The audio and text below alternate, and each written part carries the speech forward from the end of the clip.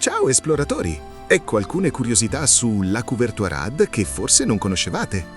Dovete sapere che questo borgo è un libro di storia a cielo aperto, dove si intrecciano le vicende di due dei più potenti ordini religiosi del Medioevo. Anche se tutti lo associano immediatamente ai cavalieri Templari, che fondarono il castello nel XII secolo, furono in realtà gli ospitalieri a dare al villaggio l'aspetto fortificato che vedete oggi, circa 300 anni dopo, costruendo le mura per trasformarlo in una roccaforte capace di proteggere gli abitanti durante i periodi più bui della Guerra dei Cent'anni. Una cosa che salta subito all'occhio girando per queste stradine è l'estrema ingegnosità legata all'acqua. Trovandosi sull'altopiano dell'Arzac, una zona calcarea dove la pioggia filtra immediatamente nel sottosuolo, lasciando la superficie arida, gli abitanti dovettero costruire quella che chiamano la lavogne, una sorta di stagno lastricato naturale unico nel suo genere, che serviva per raccogliere l'acqua piovana per le greggi e che ancora oggi rappresenta il cuore pulsante della piazza esterna. Camminando qui vi sembrerà di essere finiti sul set di un film in costume, senza però vedere alcuna finzione scenica.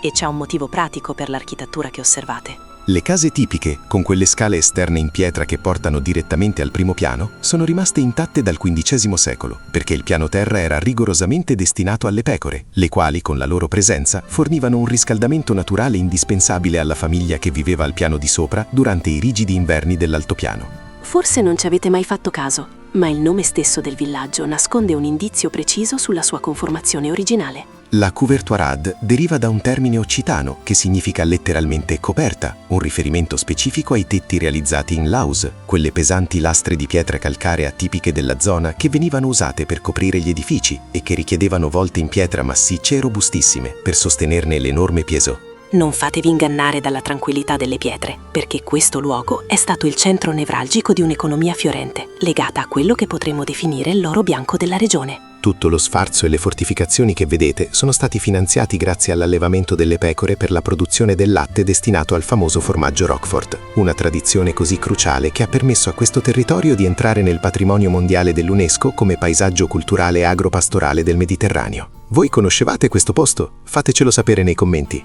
Se amate i walking tour e i viaggi virtuali, non dimenticate di iscrivervi al nostro canale YouTube per non perdervi i prossimi video e le curiosità sui luoghi che visitiamo. Speriamo che le informazioni che vi abbiamo dato su questo luogo siano state di vostro interesse. Godetevi pure il resto della passeggiata.